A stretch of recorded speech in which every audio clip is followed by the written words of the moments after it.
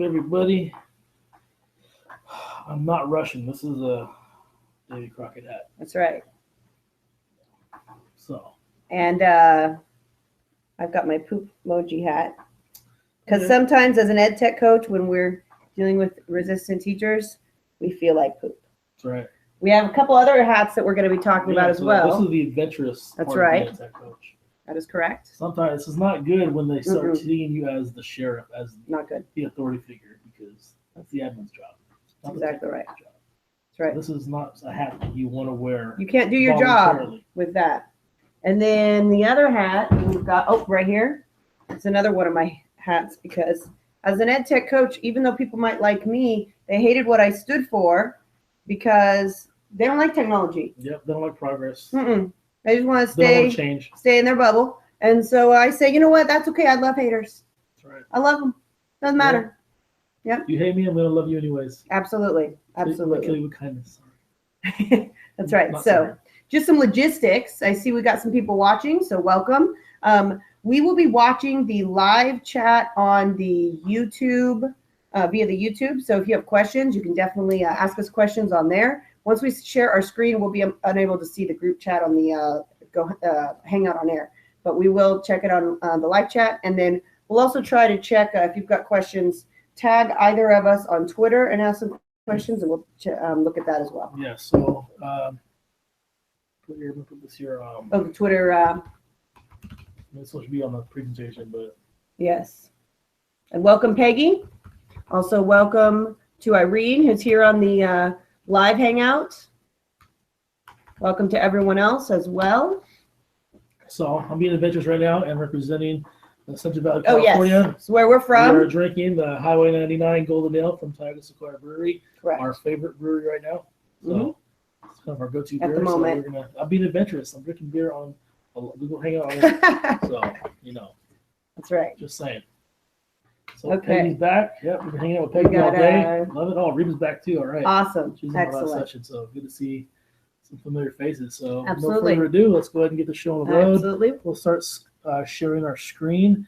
You probably won't be able to see us wearing the hat, but we have pictures of the hats on the slide deck. That is correct. So again, if you want to get access to our slide deck, you go to my website, techcoachwaters.com. You'll see the hashtags tab. On the drop down, you'll see Add a Cat, which is for Catherine and I. We'll play in our names. Click on the Add a Cat tab or link and go down to where it says EdChangeGlobal 2017, and you'll see our sessions that we've done jointly. This will be, I believe, the second one in the list. So with no further ado, let's get the show on the road. That's right. Give us a moment to share our screen here. And sorry, we're getting a crazy loop. That's fine. That looks really cool. Actually, Inception. Yeah, it's pretty exciting. I love when technology glitches like that. That's right. See, that's the kind of attitude we got to have. Yeah, our teachers too. Look at how cool that is. Look at how I see it on the YouTube one. That's awesome. All right, much better. Here we go. Oh, no music? Is it going to play? Oh, there it goes. Okay. Oh, let's see if it catches up. Oh, it's loud. Yeah, so really, WWE fans, this is Break the Walls Down, inspired by the man, the myth, the legend himself, Chris Jericho. So you see his little silhouette picture up there in our image. Also, we got a QR code for our session resources as well as the short URL. So go ahead and check that out. You'll also see all of our contact information here, our websites and our email addresses. My name is Catherine Goyette. I am an EdTech integration consultant for Tulare County Office of Ed. So I work with a lot of districts in an area geographically the size of Connecticut. K-12. Prior to that, I did a lot of work with elementary, so K-6. And then Adam has a different role, so we really complement each other as far as that. Go ahead and talk about what you do. So again, I'm Adam Waters. Grade levels. I'm a tech integration coach for grades 6 to 12 for the Cutler-Rossi Joint Unified School District. If you don't know what that is, but you probably don't. We're right here in the center of California. It's very rural. This is not the glitz and glamour of LA or the Bay Area. If I dropped you from an airplane into the valley, you'd think you're in the middle of the Midwest. It's all farms. Where I work in Cutler-Rossi, I work at both middle school and high school.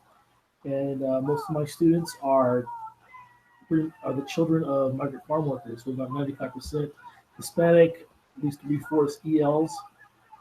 So that's the population that you'll see around the valley. So that's it's a little bit about me.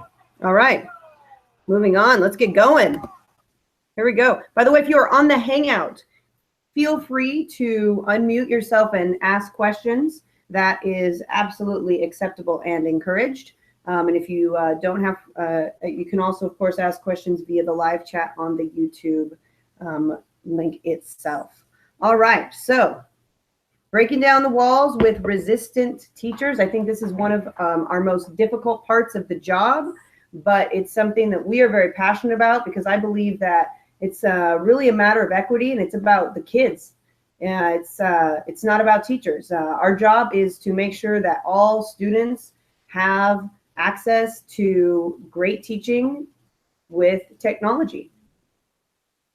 So that being said, you know what? We're not in the business for the comfortability of teachers and adults. We're in this for the what's best for students. We'll be sharing some of our war stories here, dealing with teachers who just don't want to evolve, for lack of a better term. And we'll talk about some who took the plunge and now are so grateful that they did. So some ways to connect with those who might be just a little resistant. That's right. So be sure to share on social media during this session. We do check Twitter. You may have noticed a couple of you, I've already followed a couple of you that have tweeted out and tagged us. So thank you for connecting. We really do believe in the power of our PLN. And so, yeah, use the hashtags ECG2017. CV Tech Talk is our regional hashtag that's gone viral and is now national and sometimes global. And then, of course, the two of us, when we present, we are EdChat. So go ahead and tweet those out and connect with us. If you're looking to connect, we've got our website just launched this summer, cvtechtalk.org. So go ahead and check that out as well.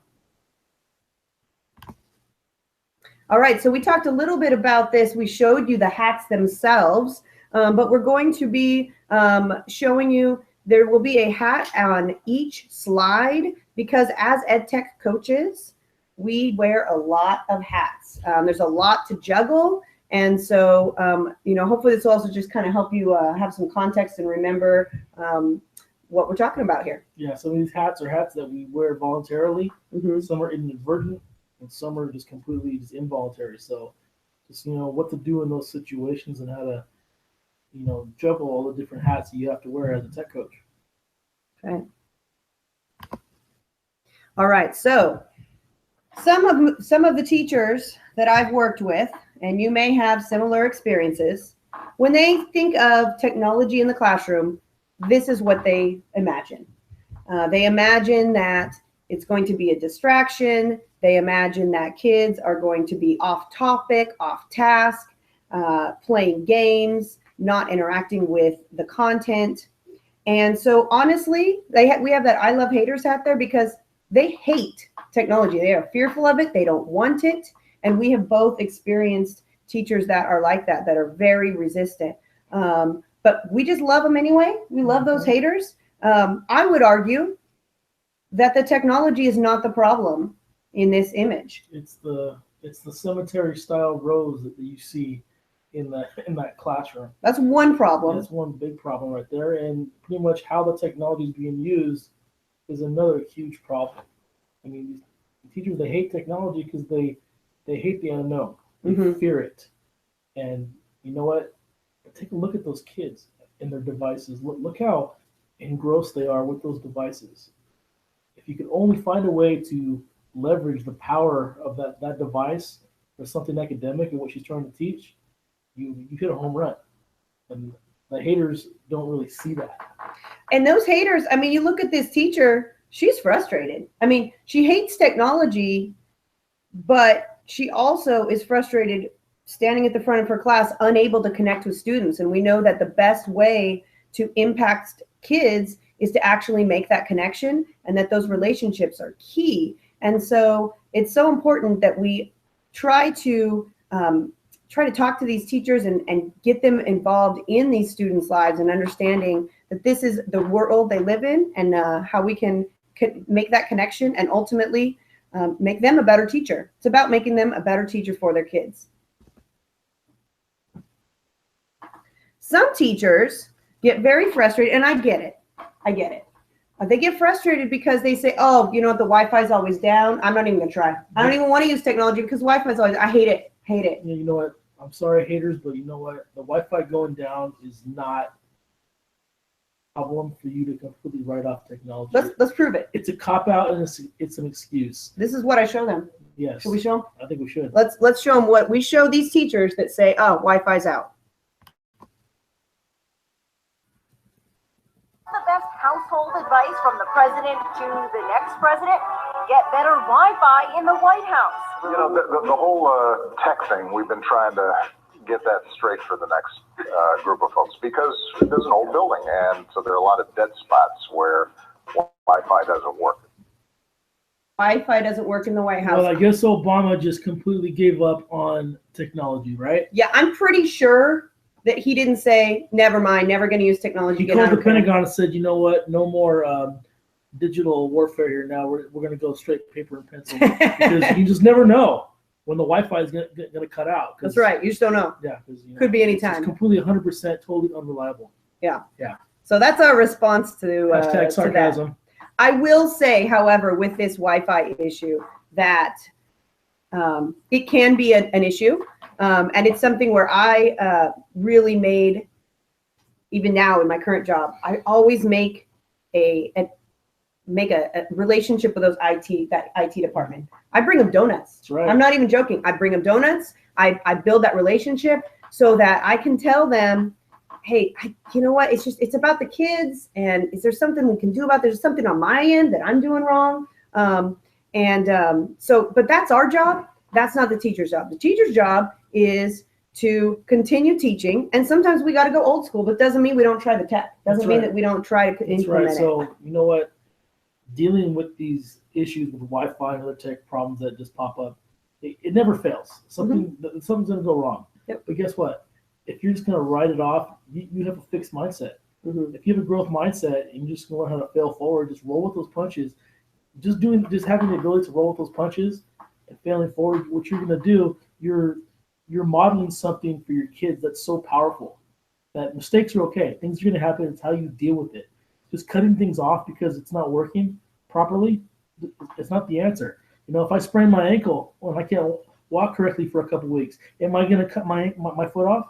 You know, your car broke down the other day. Maybe we should just throw the car away. Yeah, you know what? I was going to take my kids for a week, for about 3-day trip to the beach in our travel trailer.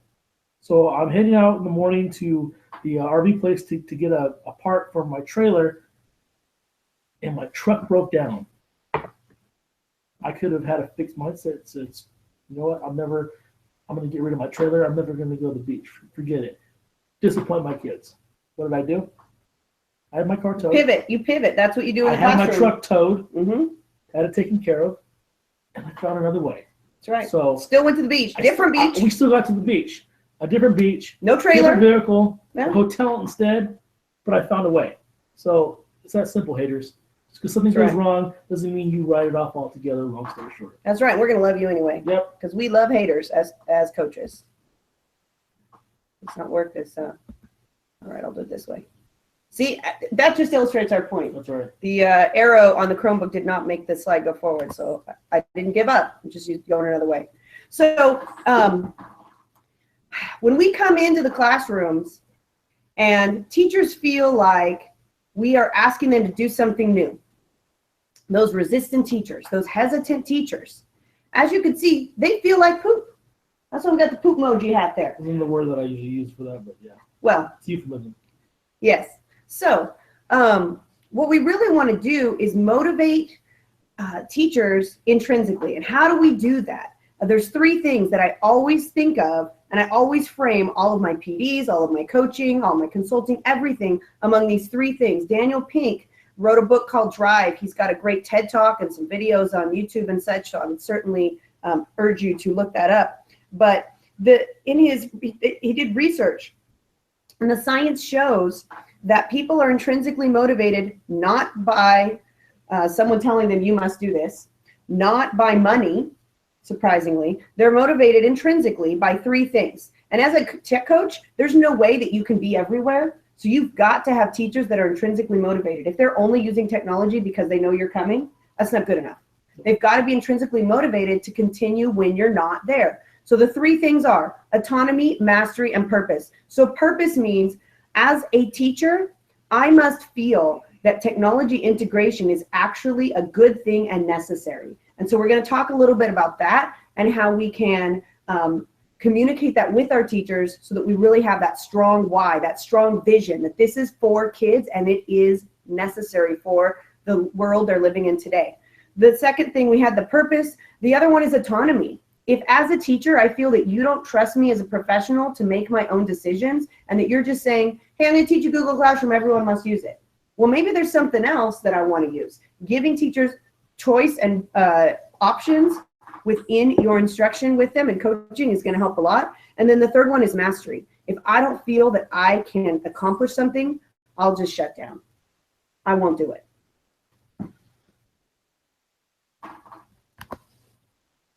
So this is an example of a hater that I had in my, when I was coaching. And this hater did not hate me, but she hated technology. Great teacher, wonderful, wonderful teacher. And she knew the purpose. She did. She said, Catherine, I know that these kids, we were in a low socioeconomic area. She says, I know they don't have the technology at home. I know that they're at a disadvantage. I know there's a digital divide. I know I've got to get them using the technology, but I hate it. She says, what she was missing were the other two pieces. She was missing the mastery and the autonomy. She felt like, I still want to teach what I want to teach because and how I want to teach because I know I'm a good teacher. And the other piece, the mastery, she felt like, I don't even know how to do this in the first place. So I urged her to put on her adventure hat. That's right. I urged her to do this. And the way that I had to do this is I had to say, look, I honor your autonomy. I honor your professionalism. I came in to her classroom while she was planning. And I said, show me your lessons for the next 2 weeks. She showed me her lessons. And essentially, she was doing great things. She had some gallery walks. She had collaborative grouping. She had kids talking. She had kids writing. She had kids researching. All I did was take that and digitize it, essentially, and show her ways. I created these, but the thing was, everything was her content and her ideas. All I did was show her the tech tools that fit within her context. If I would have gone in there and said, you need to use Google Classroom, I'll show you how to do it, she would have shut down. So I go in, this teacher actually literally told me that she got a headache when she would go in the computer lab. Literally. Yep. Catherine, I have a headache when I go in there. I said, just let me help you. So the first couple days, kind of go okay, because I'm actually in there with her, teaching it, modeling it, going to the point where we're finally co-teaching, and things go well. She loved that I had attached it to the context of what she was doing. The mastery piece was a little harder. She says, I don't know how to do this on my own. Well, we had simultaneously created a tech team, and there were members of that tech team in her classroom. And so one day I couldn't be there. I had a meeting. And she sends me a text, and she said she was freaked out. I have to be in the computer lab, and I don't know what to do. What if there's a problem? I said, I pushed everything through Google Classroom. The kids know what to do. But if something goes wrong, what do I do? And so she sends me this text and says, Tiger Tech Team in action, helping others in ELA. She was so excited. She came to me when I was done with my meeting after school, and she said, I didn't know what to do. Kids were having problems, and I just said, who's on Tiger Tech Team? Kids raised their hands, and I said, go. And I just deployed them out into the rest of the classroom. So teaching those kids or teaching those teachers that they can leverage the power of their students in their classroom really makes a big difference. The story of that picture is both the honoring of the autonomy and the context of what they're teaching, as well as allowing the kids to help the teachers master the tech tool. So piggybacking off that, another story from where I work. We have a teacher, Mindy Pena. She's put it this way, she's old enough to be my mom. Okay, nothing wrong with that. But Mindy, when I first got the tech coaching job, looked at me and crossed her fingers and hold them up to me and said, "Stay away from me. Do not come in my room. I'm not doing it. I'm not doing it. I'm not doing it." And eventually, I leaned on her a little bit. I didn't force it upon her, but eventually, once I gave her that autonomy, and I I helped her with that mastery. And the purpose was easy. She knew the purpose. It was, again, those other 2 points where she was hesitant. But once we finally broke down the wall and she, for lack of a better term, gave in, she just ran with it to the point where she's done such a good job. They featured her on a local ABC affiliate news story about what she's doing with her students, to the point where she talks about it. She was on camera crying about how it transformed her job. It just made her just fall in love with her job again, and it was absolutely amazing. So we're gonna move forward. We have some cool little comments here from the live chat here on YouTube, and Reba makes a good point. Says in order for growth of tech, teachers need good and proper tech PDs. I couldn't agree with you more. You also went on to say about how they give you one tech PD in the beginning of the year and that's it. Yeah. So you know what? It's not coaching. I feel for you.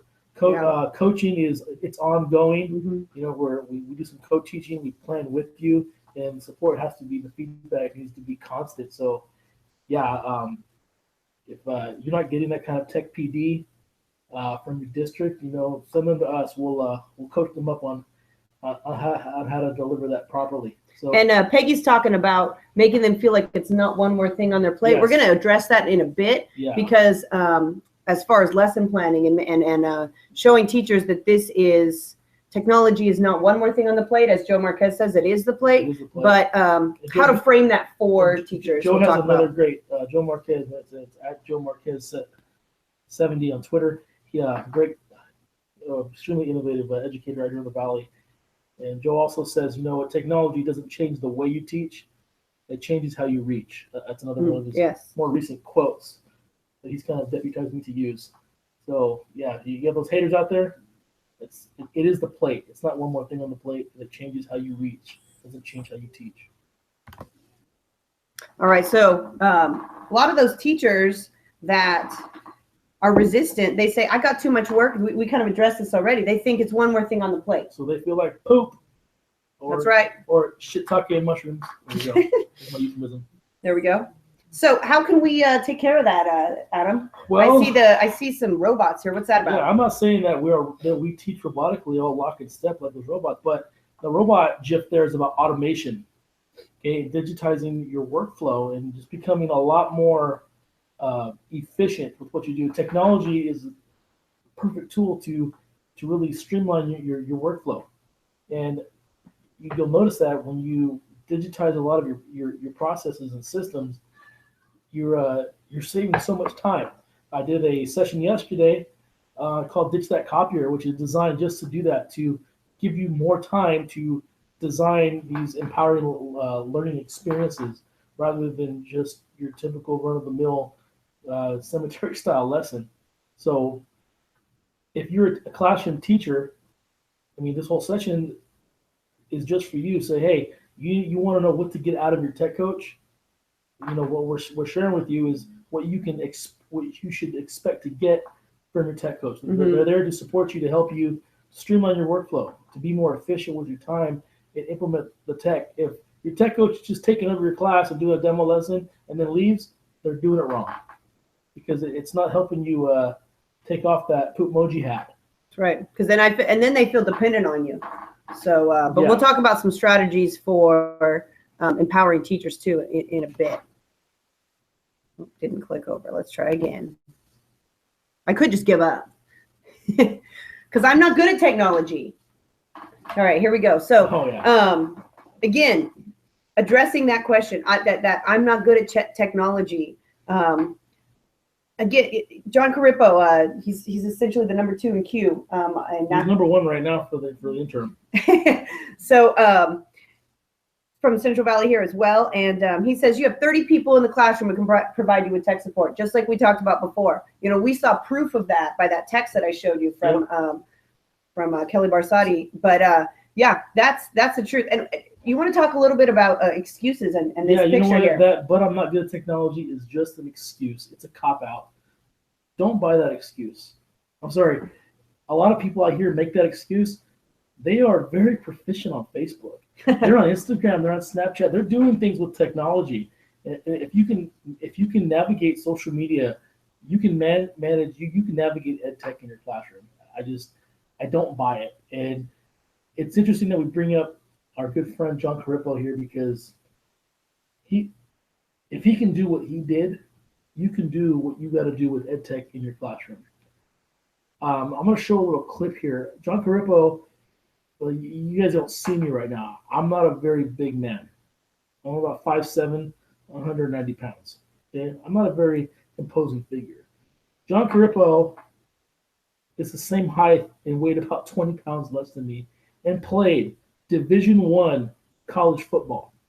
So some of you are thinking, all right, yeah, no big deal. Someone small, you don't have to be big to play football if you're the kicker, right? So there's some running backs that are pretty good that are small. John Carippo played nose guard on the defensive line. Okay, your average defensive line nose guard nowadays is somewhere between 280 and 300 pounds, usually 6 feet and above. John Carippo was 5'7", 175 pounds, and from what he told me the other day, he only benched about 150. So how could someone that size play Division I college football? Let's take a look. Quick little clip, because if you think I'm lying, get a little clip here of John playing Division I college football.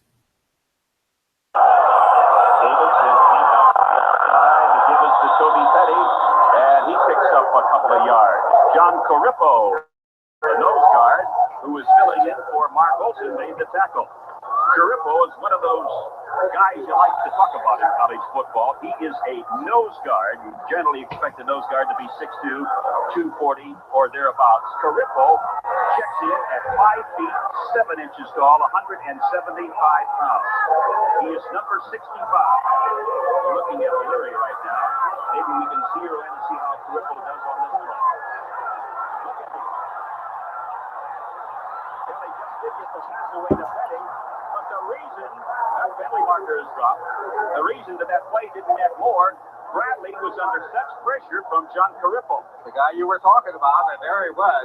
Not a very big guy, but obviously very quick on the feet. Let's look at him there right in the middle of your screen. You see him weaving by tacklers, putting pressure on Bradley, who has to just unload it. So if John Carippo at that size can play Division I college football nose guard, you can do what you got to do with that tech. I'm sorry. Don't buy the excuses. That's right. I mean, it's not impossible. That's right. So I urge you to tell your teachers to put on their adventure hat and have them. We want to empower students by empowering teachers. And so part of that means that we need to put on that adventure hat and we need to be creative. We need to allow teachers to be creative as well. So this is taken from John Spencer and AJ Giuliani's book, Launch Book. Great book. I highly recommend it. And they say, what if creativity means you abandon prepackaged meals and empower your students to be the chefs? We talked a little bit about allowing the students to give tech support, but we want to go even further. We want the students to be in charge of creating and not consuming content using the devices. This is where voice and choice comes through. You know, you're going to give kids, again, with teachers to master this stuff, they need autonomy. You got to give the kids autonomy too. You can't always give them this prepackaged lesson plan where we're all doing the same thing. For me, when I design a learning experience for students, I like to give them a menu. I go, here's the content. Here's what I want you to learn. Here's a list of tools and strategies I'd like you to use. Pick and choose and show me that you know what this is. And again, right there, there's nothing prepackaged about that. That's right. And in some classes, you can go beyond the choice board, That's to right. be honest. If you've got an environment set up where the students they fail forward, as our good friend Corey Orlando says, Yep. Then the students can come up with the ideas. What if I make a YouTube video to show my learning? What if I go on Minecraft and I screencast Minecraft because we are talking about architecture of ancient history? What if I do that? You know, allowing those kids to come up with those ideas as well. That's right. All right. So one of the ways that actually this is all you. So I'll let Adam you talk about this slide. So one of the ways that I've kind of empowered a teacher to incorporate some writing and technology was through the use of Blogger. Blogger is Google's blogging app. And it's free. It's connected in part of any Gmail account, whether it's a personal account or a school education issued one. And first thing I got from those haters was that, I don't know how to do that. I don't know how to set up Blogger. I don't know. And you're not available, so I'm not going to do it. I go, hey, don't even trip. I got you. So what did I do? I do a screencast that shows you step by step exactly how to set up a student Blogger account. I said, here's your screencast. I put it on YouTube, put the link on Google Classroom, send it to all your students, and tell them to copy what I do in the video. And it was that simple. I wasn't even in the room. I wasn't even on campus that day. I was at a different campus. But we have a screenshot of a student right here who tweeted at me saying that I was teaching him how to blog in his ag science class. You weren't even there. I wasn't even there. That's right. So as a tech coach, screencasting a lot of times is your best friend. So many times they'll ask me a question and I respond with a screencast. If you're a classroom teacher and you know your tech coach will say, hey, can you just send me a screencast or maybe direct me to some screencasts that are already made on YouTube? Again, we're eliminating that excuse. And if you know how to have that conversation with your tech coach, from the teacher to the tech coach or vice versa, that allows you to wear that adventure hat much easier. Now, if you feel if you don't feel quite ready to create a screencast or you don't have a tech coach, guess what? You can go to YouTube and find some. You can find some YouTube tutorials. Ask the kids, hey, you got 5 minutes to find the best YouTube tutorial on how to create a blogger profile. That sounds like a John Carriffo story right there. That's right. Absolutely. That's right. What I used to do when I was in the classroom full-time teaching history, I would teach a lesson. I said, all right, you know what? You want some extra credit? Here's how you get it. I just taught you, I just taught you about the, the California Gold Rush. Okay. I said, guess what? There's people on YouTube smarter than me who probably teach this better than me. So here's your challenge. Go on YouTube. Find someone who teaches this better than me. Send me the link and write me a paragraph rationale about what you learned and how it was more informative than what I taught it. That way, now they're doing research. They're learning from someone else. And I also improve my own teaching now because those kids have found stuff maybe that I missed. And the kids are improving. It's a totally empowering experience. And guess what? George Curro says, I'm sorry, teachers, but you will never be more exciting than YouTube. That's right. And so you know, I don't think that as an insult. No, just, absolutely not. That's how it goes. So we have a question from Peggy. How do you organize your screencast tutorials so they're easy to find when you need them? Pretty much I use the power of the playlist in YouTube. You can save those playlists on the About tab in Google Classroom or have them posted on a class website. That would be my best advice there. I think that Google Sites is one of the most underutilized tools for organization as well. So I know that for a lot of Adam's tutorials, it's easier to go to his website and look by app. On sites, it allows me to kind of curate. I curate it by topic or by app. You can go to my YouTube channel and find and really kind of sift through my playlists and videos. But if you go to my website, it's right there by app and by topic. And then you can just put a playlist or a series of videos on there that go with it. So for me, that's worked best. I would recommend Peggy putting, saying Google Drive, for example, and having some resources to, your slide decks, your on Google Sites, creating a Google Drive area or whatever, and then putting all those resources in there, whether it's a slide deck, whether it's a YouTube playlist, whatever it happens to be. So if I'm a teacher, I can even go in there without contacting the tech coach, and I can still find all those resources. So try to think like a teacher. If I were a teacher, what would be easiest for me to find these resources? Yeah, what I do as a Google certified trainer, I have a page just for the Google suite of apps, and I have a link to each app. So you click on that link, and it takes you to a page just for that app. And on that app page, I have a Google Doc with step-by-step that tells you what the skills are you need to use to master to pass the level 1 certification. And it has a screencast demonstrating every skill. So it shows you a checklist, screencast. So that's just another way that I've organized my screencast. Yeah. Great Adam and question. Catherine. Yes. Hi, am I Irene? Yes. As a coach, I've really encouraged teachers to not so much knowing the tools and teaching the tools, but if a student teaches something that they don't know, let's say they want to use Prezi and the teacher doesn't know what that is, how to really use it, the teacher doesn't need to be, because the students, like you guys are saying, figure out how to use it. They're going to go on YouTube, they're going to find the videos and the screen tutorials.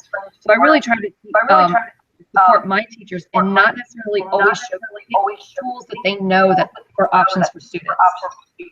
Yes. That's brilliant. I would agree. Absolutely. Yeah, you're preaching to the choir here. Yep. Yeah, because it is the kids that really need to be leading the learning anyway, and you don't want to teach the tool. So yeah, I like that. Excellent.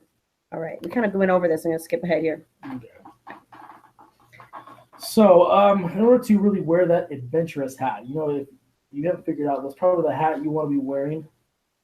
That's the fun hat to wear. That's when you know that you've accomplished something.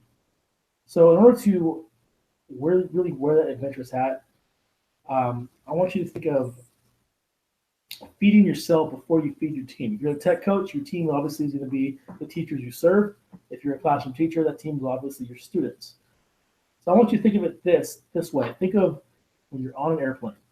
Okay, when they always talk about, if in an emergency, if the oxygen masks drop down, make sure you put it on yourself before aiding someone else. So that's such great advice, because if you're trying to help someone else and you run out of air and then you die, and the person that you're trying to help is going to die. So it goes into the same thing with wearing that adventurous hat as a tech coach. You got to feed yourself. How do you feed yourself? Me personally, Twitter. I rely on my PLN to give me feedback, to give me ideas, to share their ideas with me, and then I take those ideas, I synthesize them, I bring them back to my team, and I share them with my team, and I help them use all that stuff. So this GIF here kind of encapsulates the feed yourself, feed the team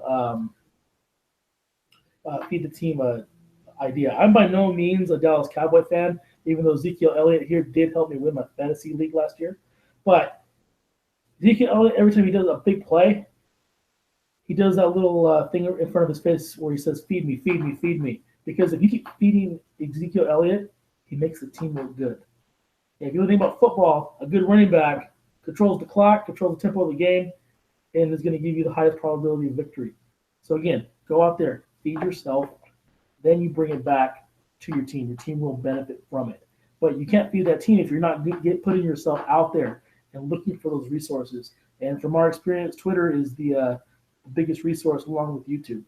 Absolutely. And as you begin to build that PLN, you really feel, and you're feeding yourself that way, you feel so much more confident to go out there and feed your team. There is no way, technology moves so fast. There is no way that you can be an expert at everything. But I know, because I've built my PLN and I've been feeding myself through Twitter, through Boxer, through these various groups, I know that Jamie Donnelly is awesome at VR and AR, and that's who I'm going to go to when I have a question. I know that there are certain people that are experts at specific things, and so that's really helps me to then feed my team. Yeah, I know if I want to know about Flipgrid, I'm gonna hit up Carly Mora. I'm gonna hit up Katie McNamara. If I want to know more about Microsoft's tools, I'm going to hit up Lamar Treadwell. That's right. If you're building the PLN, you start figuring out who's the expert on certain things, so I don't have to be the expert. That's right. Okay? I know who to go to give me that information. That starts to build confidence for your teachers as well, because they know that you will find answers for them. We talked about this. I'm going to skip ahead here.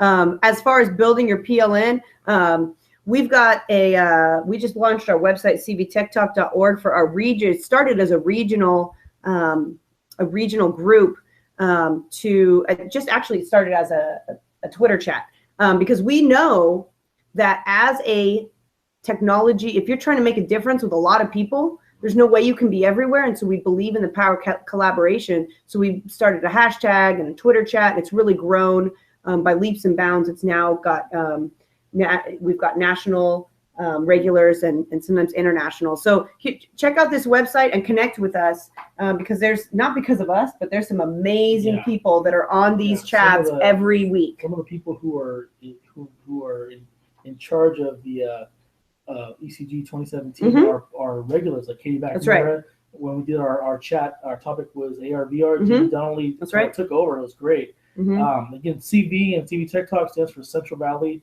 here in the Central Valley of California. And don't feel like if you're not in Central Valley that you can't participate.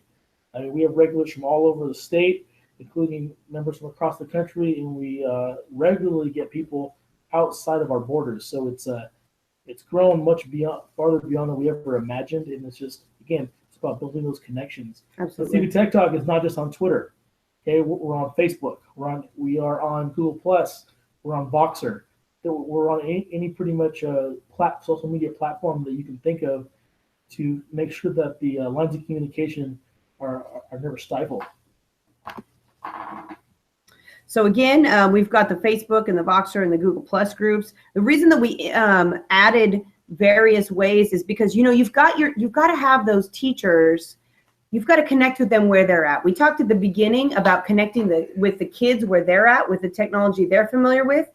Ed tech geeks like us are always on Twitter. But what we found is these teachers that are not as familiar with Twitter, they might get an account, they might be on every once in a while, but they forget about the chat. They don't know to look every Wednesday. So then on a whim, we kind of, Adam started a Facebook group, for example. And in doing that, what happened was we said, hey, Twitter chat is this week. Hope to see you on Wednesday. All of a sudden, we had teachers that normally weren't involved and weren't growing and learning with us were there. And so that's why we've really branched out. You've got to have multiple entry points for your teachers. Yeah, so again, CV Tech Talk every Wednesday, 7 p.m. Pacific, where we talk pedagogy and technology. And there's more than 111 members now. It's an old screenshot. Yeah. Oh, whoops. That's fine. That's all right. But yeah, definitely check out the Facebook group. So this is a screenshot that I took of Adam's window at his middle school office. And what I like about it is, there's some hashtags of different things that they were working on, as well as the hashtag CV Tech Talk reminder. But something that's even better, and the way that he fed his team was actually through building relationships through coffee. You want to talk about that? So if you look at the left side of that picture, that window slides open. And you open that window, first thing in the morning, I got a fresh pot of coffee. It's the teacher coffee drive-thru. All they got to do is open that window and fill their cup. So again, any way I can build those relationships and connections, I'm going to do it. It doesn't cost me very much, but it may cost me, $10 a month to put the coffee out. But long story short, that $10 is that I invested in coffee goes for miles and miles and miles with those teachers. They feel comfortable working with me, and they know they can rely on me.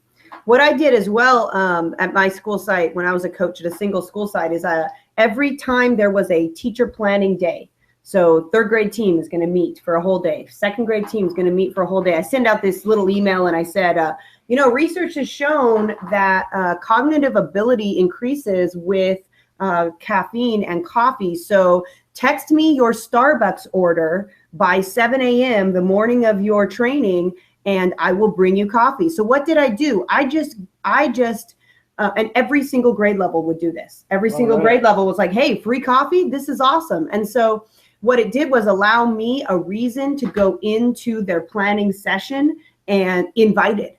I want to thank Peggy George.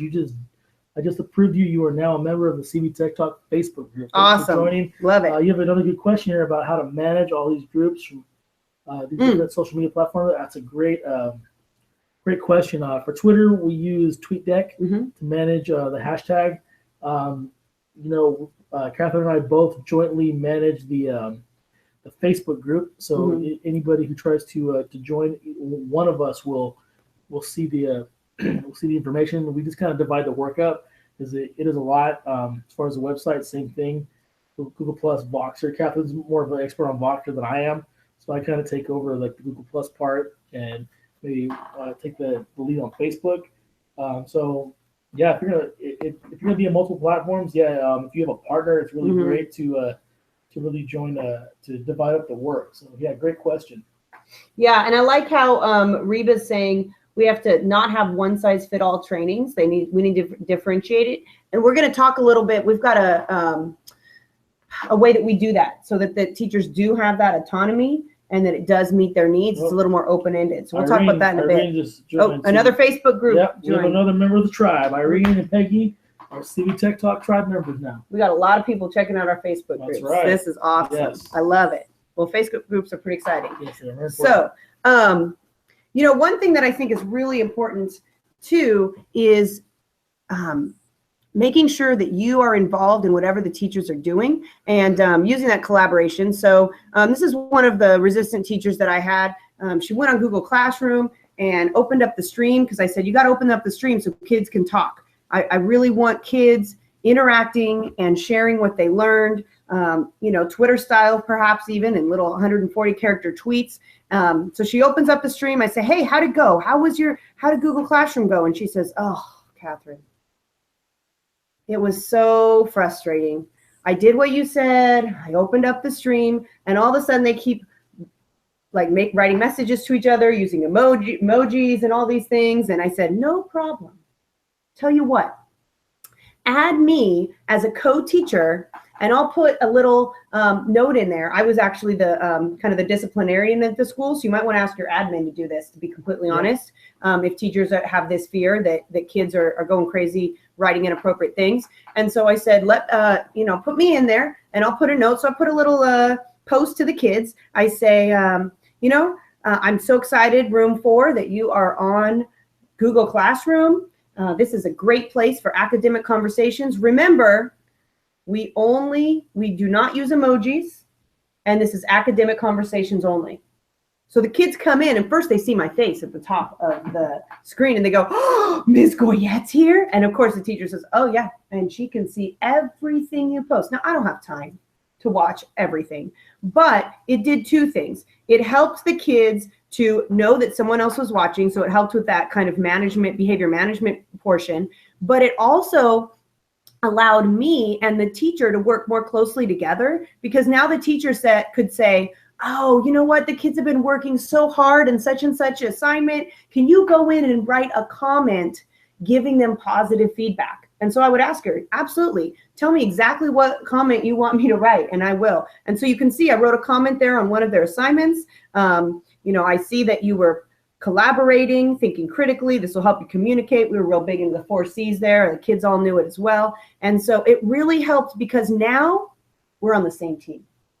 And so I can actually help her. And I know that Adam is in the Google Classrooms on a lot of his teachers he works with, so he can just push assignments as well. Except I'm not on the disciplinary end of it. But those teachers who are newbies to Google Classroom, I tell them, add me as a teacher. If you have a question, you know what, message me. And I can just go looking from wherever I'm at on the back end, and I can just go I can walk right in there, and I can help you with any kind of snafus you're having with putting out assignments or dealing with stuff, and it's real easy. So from a tech coaching perspective, you're providing tech support. Absolutely. Speaking of being on the same team, yes. So we've got some war stories. Did you want to start with the? Here was the first time we're actually going to debut the sheriff hat. That's right. It's not one we like. No, we don't like wearing that hat. As a coach. Yep, as a coach, you are not the person in charge. Now, a long time ago when I first started, well, actually, you know what? Even today, it still happens. I'll walk into a room, and teachers give me that deer in the headlights look. What are you doing here? What are you doing here? They just kind of stop what they're doing. They're freaking out, like as if I have authority. They forget I am on a teacher's contract just like them. That's just, I don't have my own classroom all day. That's the only difference. They forget. So you gotta build that relationship. They have to know you are not admin. Because if they start thinking that, you know what, they're gonna be resistant. You want to build that trust with them. So, moving on towards the picture of the Chromebook right there. The Chromebook, man, the Chromebook cart. We had a walkthrough from our district not too long, a few years back, where superintendent was not happy with how they were using the Chromebooks or their lack of usage. So, the admin at that site got reamed a little bit, and her plan was, all right, this is what's going to happen. All you teachers, Adam's going to report to me about how you're using this. How you're using this Chromebook. So you better use them more. I'm like, so if you are or not, right? Yes. Yeah. So I'm like, whoa, hold on here. I am not a rat. That's making me be a rat. I'm not a stooge like that. I'm not going to be a rat. Not going to happen. I go, listen, let's flip this here. I'm not the sheriff. Told the principal, you're the sheriff. This is what I can do for you. I am going to report to you and tell you these are the things that I've worked on with them. Okay, here's kind of a list of things that they should be doing. You can go in there and evaluate how effective or how much they're being used. Not me. I'm not the sheriff. Honestly, because in the beginning I didn't have those relationships with the teachers yet, or I didn't have admin support. Getting admin support to back you in the mandate things you're doing are so important. Mm-hmm. I learned that the hard way. I got to the point where I was very frustrated and disillusioned with my job in my room, just like that cat there, and watch YouTube all day, and nobody would care. I did that one day, no joke. I said, you know what? Just let me see. I'm going to sit in my office, close my door, and I'm going to watch YouTube all day. And I did. My phone did not ring. I didn't get one email. The reason why? Because I wasn't a walker. That's right. We have the Walking Dead GIF up there. That's right. I need to be out. I need to be visible. I need to ditch that office, ditch that desk, and be out in classrooms. You cannot support teachers if you won't know how to support teachers if you're not in their classrooms. That's right. And to the point now, I don't even need an office. I don't have an office. My office is everyone's classroom. Mm-hmm. Bring your laptop, do your work in there. I started doing that. Game changer. Total game changer. Also, we're about to get controversial right here. Is everyone ready? Everyone ready? But what we say next is sure to offend some people, but there are people that we respect that champion this idea. That is correct. And this is by no means a negative criticism of them. This is just our, I guess, opinion, for lack of a better term, of this concept. I will say, though, just want to say, it's not just our opinion. No. Because I have had conversations with George Couros, author of Innovator's Mindset, as well as John Carippo, who both agree with us on this topic. So it's not just us. There are many others as well. That's right. Anyway, so when I was first introduced to SAMR as a teacher, I thought this is awesome. I want to be at redefinition all the time. I was that early adopter, innovator type person. And if you look at SAMR, it looks like a ladder. And I know people say, oh, no, but it's okay. You're not at redefinition all the time. But it still looks like it. Psychologically, it still looks like I need to be above the line. And if I'm below the line, guess what? I feel like shit. So if you go in and you say to your teachers, we're going to do SAMR, we're going to focus on SAMR, and you do this whole SAMR lesson, and you go in and they spent hours. Let's say you've got a teacher that gives out worksheets all the time. All the time she gives out worksheets. That's all she knows how to teach. She just gives out worksheets. So then she spends hours and hours and hours because her admin said, and you need to use technology in the classroom. She says, okay, I'll take my worksheets the way I normally teach, and I'm going to turn them digital. We're at substitution, aren't we? So this teacher heard the mandate, you must use technology in the classroom, spent hours and hours digitizing the worksheets. Then I come in and I say, oh, you're at substitution. To her, that sounds like you suck. Makes you feel like shit. I mean, honestly, the biggest problem we have with SAMR is the structure of it all. It's like a totem pole. If you're moving from bottom to up. You're fighting gravity. Well, but that's difficult, and it's psychologically it's not very empowering. But we have an alternative. We do. We're not going to complain about a problem without offering potential solution. Yeah. Let me say too what I don't like about SAMR for about. I want to shit on SAMR a little bit more. For it.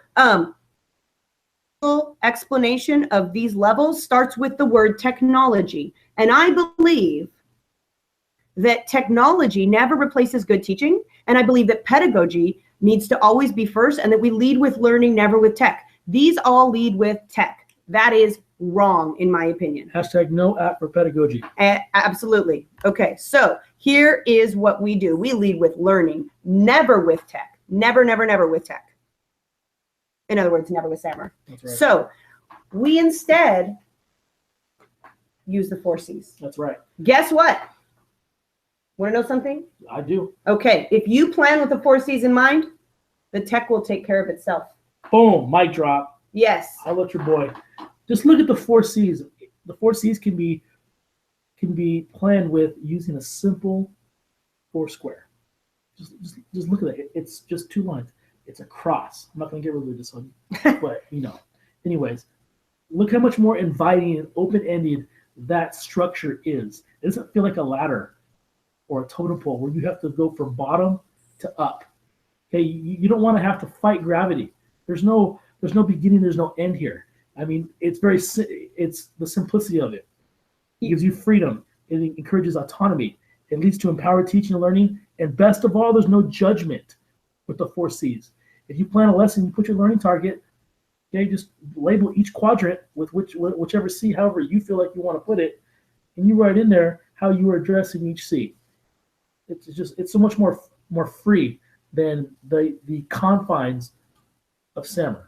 This gives teachers, if we go back to Daniel Pink's research on intrinsic motivation, if they've already got the purpose, and honestly, the purpose is here too, because the 4 C's, that's in the standards. That's right.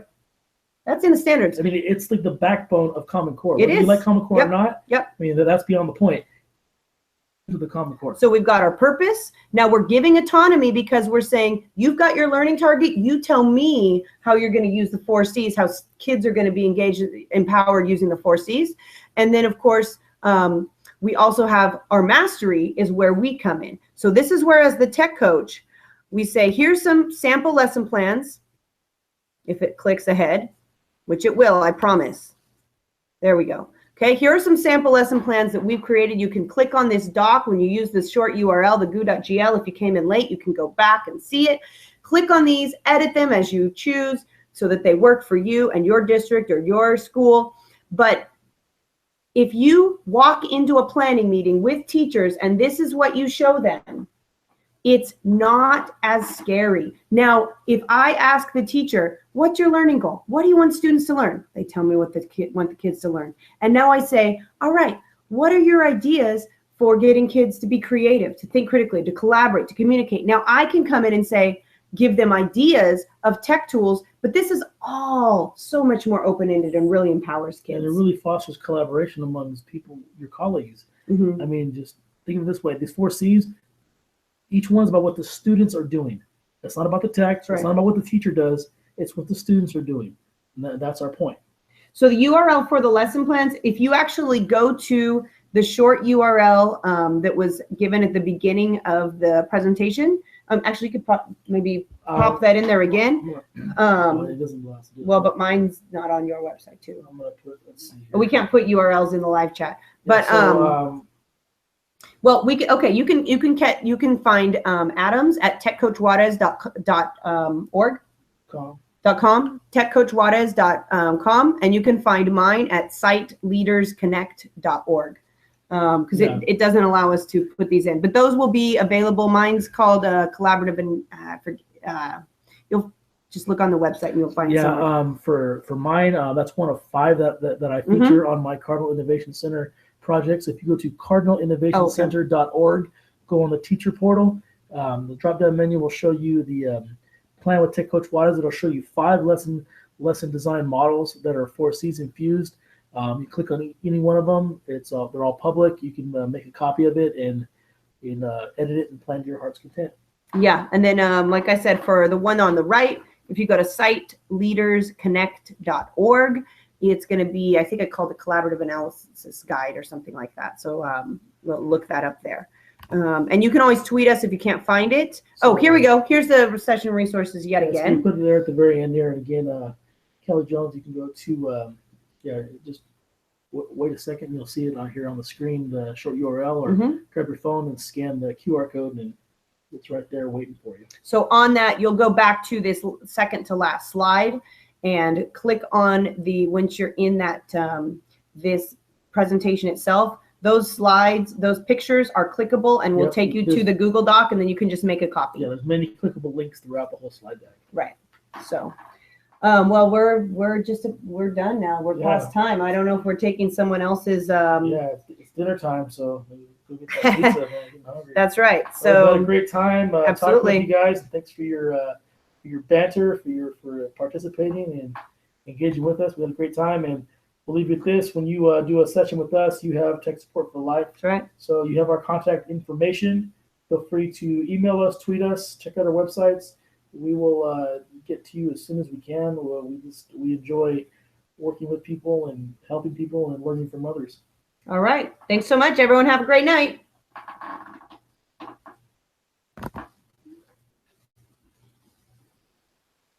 Yeah, I know, but look, I'm having a tech support problem. It's still recording, so now everyone knows, and that's okay. It's not clicking. Oh, look, it's doing the cool thing again.